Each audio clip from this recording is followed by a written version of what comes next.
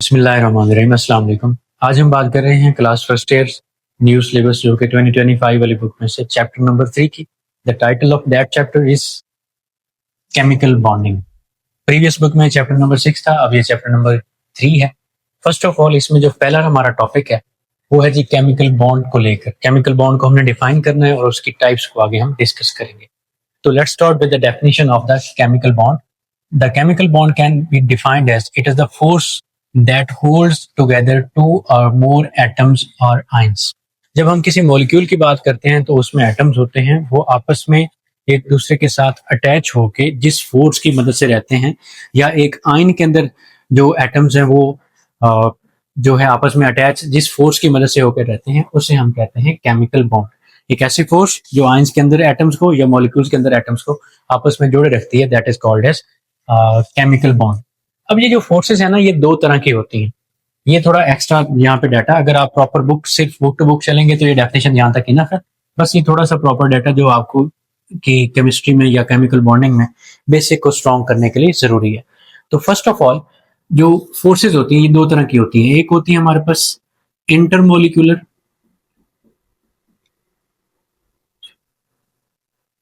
Forces और दूसरी होती है इंट्रामोलिकुलर फोर्सेस। इंटरमोलिकुलर फोर्सेस की अगर हम स्पेसिफिकली बात करें तो की पॉइंट के तौर पे आप याद रखें कि those forces which are present in between the molecules. Intermolecular mean यहाँ पे इन बिटवीन मॉलिक्यूल्स। जो फोर्सेस मॉलिक्यूल्स के दरमियान पाए जाएंगे, जो मॉलिक्यूल्स को आपस में जोड़ के रखेंगे, उन्हें कहेंगे इंटरमोलिकुलर फोर्स। जो मॉलिक्यूल्स के दरमियान होती हैं वो कोई कंप्लीट इलेक्ट्रॉन के ट्रांसफर या शेयरिंग से नहीं बनती, इसलिए इन फोर्सेस को हम लोग वीक फोर्सेस रिकॉर्ड करते हैं।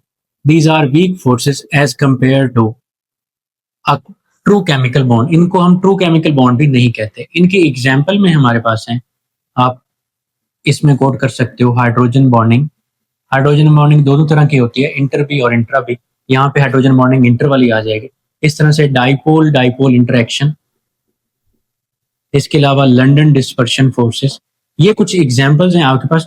दूसरी तरह की जो हमारे पास केमिकल बॉन्ड के अंदर पाए जाने वाली फोर्सेस हैं केमिकल बॉन्ड के तौर पे, वो हैं जी इंट्रामोलिकुलर फोर्सेस। इंट्रामोलिकुलर फोर्सेस जैसे हमने यहाँ इनको कहा इन बिटवीन द मॉलिक्यूल्स होती हैं, इनको हम कहेंगे जी these forces are present in between atoms.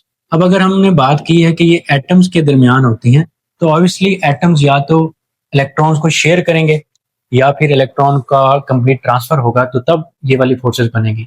तो इसी वजह से ये एटम्स का जो है ना, एटम्स खुद चाहते हुए ये फोर्सेस बनाते हैं। That's why these are intramolecular forces, और ये इनके कंपैरिजन में स्ट्रांग होती हैं।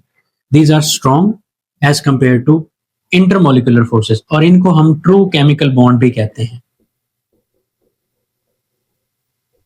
अब अगली बात इनकी एग्जाम्पल्स की। इन एग्जाम्पल अगर हम देखते हैं तो जो आयोनिक बॉन्ड है, या फिर हमारे पास कवलेंट बॉन्ड है, या फिर हमारे पास डेटिव बॉन्ड है, इन सारों को हम लोग इस हेडिंग में कवर कर सकते हैं कि इंट्रामोलिकुलर फोर्स के तौर पे सारे केमिकल बॉन्ड आ जाएंगे।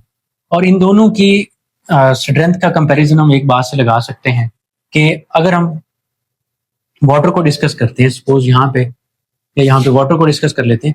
ये कोई वाटर का एक मॉलिक्यूल है, वी शेप होता है, हमें मालूम है। तो ये पार्शियल नेगेटिव और यहाँ पे हाइड्रोजन जो है पार्शियली पॉजिटिवली चार्ज है। ये हाइड्रोजन बॉन्डिंग कर रहा है किसी और पानी वाटर के मॉलिक्यूल के साथ, समथिंग लाइक दिस। ये पार्शियल नेगेटिव और ये पार्शियल पॉजिटिव। अब ये जो हाइड्रोजन बॉन्डिंग है, दिस वन इज इंटरमोलिकुलर, और ये जो केमिकल बॉन्ड है दिस वन इज इंट्रामोलिकुलर। अब ये जो इंटरमोलिकुलर है ये वीक होती है। इसको ब्रेक करने के लिए आपको सिर्फ और सिर्फ 40 किलो जॉल पर मोल एनर्जी देनी पड़ती है। जिसको तोड़ने के लिए कम एनर्जी देनी पड़ेगी वो वीक होगा। और ये जो केमिकल बॉन्ड है इसको ब्रेक करने के लिए ऑलमोस्ट बुक्स के अंदर मेंशन है, दैट इज 920 किलो जॉल पर मोल आपको एनर्जी देनी पड़ती है। इसका मतलब जिसको तोड़ने के लिए आपको ज्यादा एनर्जी देनी पड़ रही है वो आपके पास ज्यादा स्ट्रांग है, और जिसको तोड़ने के लिए कम एनर्जी देनी पड़ रही है वो आपके पास वीक है। अब ये ओवरऑल ओवरव्यू हो गया हमारे पास फोर्सेस को लेकर के, इंटर और इंट्रामोलिकुलर फोर्सेस किस तरह की होती हैं। उसके बाद लीवर्स कॉन्सेप्ट इस चैप्टर के अंदर डिस्कस किया गया कि लीवर्स का कॉन्सेप्ट केमिकल बॉन्डिंग को कैसे डिस्क्राइब करता है। तो लीवर्स कॉन्सेप्ट के 2 पॉइंट आपकी बुक में डिस्कस किए गए हैं कि atoms form bonds to complete their outermost shell. Atom अपना आखिरी शेल कंप्लीट करना चाहते हैं, इसलिए वो बॉन्डिंग करते हैं। और आखिरी शेल क्यों कंप्लीट करना चाहते हैं? वो चाहते हैं ताकि उनकी इलेक्ट्रॉनिक कन्फिगरेशन नोबल गैसेस की तरह हो जाए, खासकर outermost shell electronic configuration. क्योंकि नोबल गैसेस का आखिरी शेल कंप्लीट होता है, उनमें 2 या 8 इलेक्ट्रॉन्स होते हैं। दैट्स वाई सारे एटम्स की कोशिश होती है कि वो क्या करें, नोबल गैसेस की तरह इलेक्ट्रॉनिक कन्फिगरेशन करें। अगर हम पीरियोडिक टेबल के अंदर देखें मॉडर्न में, तो हमारे पास टोटल 118 एलिमेंट है। इनमें से जो आपके पास बनेंगे ऑलमोस्ट 6 to 7, अगर हम देखें one by one, we have helium, neon, argon, krypton, xenon, radon and oganesson. 1 2 3 4 5 6 7, ये 7 एलिमेंट्स जो हैं इनको हम कहते हैं नोबल गैसेस। ये 7 एक साइड पे रखें और बाकी हमारे पास 111 जो एलिमेंट्स हैं ये दूसरी साइड पे। ये 7 स्टेबल माने जाते हैं क्योंकि इनके आउटर मोस्ट शेल में 2 या 8 इलेक्ट्रॉन पूरे होते हैं, जबकि बाकी ये जो 111 एलिमेंट्स हैं इनके आउटर मोस्ट शेल में ये ना तो 2 इलेक्ट्रॉन पूरे होते हैं ना 8, इसलिए ये केमिकल बॉन्डिंग शो करना चाहते हैं बाय शेयरिंग और डोनेटिंग इलेक्ट्रॉन। इसी वजह से ये क्या करते रहते हैं, ऑक्टेट या डुप्लेट को कंप्लीट करने के लिए बॉन्डिंग करते हैं, एक दूसरे से रिएक्शन करते हैं। दूसरा पॉइंट भी यही हमें बता रहा है कि ये जो ऑक्टेट या नोबल गैसों की तरह उन्होंने इलेक्ट्रॉनिक कन्फिगरेशन हासिल करनी थी, ये अपना ऑक्टेट कंप्लीट करके कर लेते हैं। अब ऑक्टेट क्या है जी? Attaining of 8 electron in outermost shell, that is called as octet rule.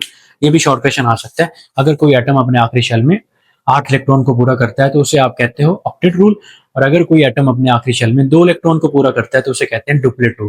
Periodic table के अंदर सिर्फ 2 एलिमेंट ऐसे हैं जिनमें हाइड्रोजन और हीलियम है, ये डुप्लेट रूल को फॉलो करते हैं, बाकी सारे एलिमेंट जो है वो ऑक्टेट रूल को फॉलो करते हैं। तो ये हमारे पास इंट्रोडक्शन हो गया जी ओवरऑल चैप्टर नंबर 3 का, कि केमिकल बॉन्ड क्या होता है, उसके बाद इंटर और इंट्रामोलिकुलर फोर्सेस, और यहाँ पे एक और एमसीक्यू कि इन जो इंटरमोलिकुलर फोर्सेस हैं इनको कलेक्टिवली हम वैन डर वाल फोर्सेस भी कहते हैं। एमसीक्यूज के तौर पे आ सकते हैं, तो ये भी आप लोग यहाँ पे याद रख लीजिए। और अगले लेक्चर के अंदर हम इंशाल्लाह इंट्रामोलिकुलर फोर्स में से आयोनिक बॉन्ड को ब्रीफली स्टार्ट करेंगे इंशाल्लाह। तो मिलते हैं नेक्स्ट लेक्चर में इंशाल्लाह। टिल देन अल्लाह हाफिज, थैंक यू सो मच।